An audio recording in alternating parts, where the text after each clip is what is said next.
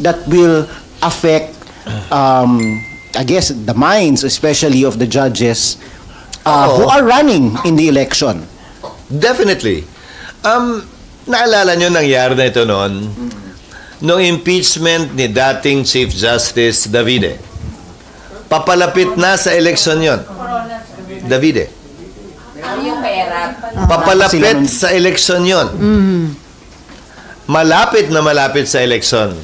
Hindi mambabatas pala ako noon. Miyembro ako ng Kamara noon. Nagkalinyahan ang simbahan nung panahong yon, kumampi kay Chief Justice Davide. Inaaway kami ng mga bishop namin patungo sa isang halalan. Nangyari na yon sa ating kasaysayan. At tinitimbang at titimbangin siyempre yon ng sino mang tumatakbo. Kung babalik tanawan ninyo, nangyari sa impeachment ni Chief Justice Davide, hindi ito nakaligom ng 1/3.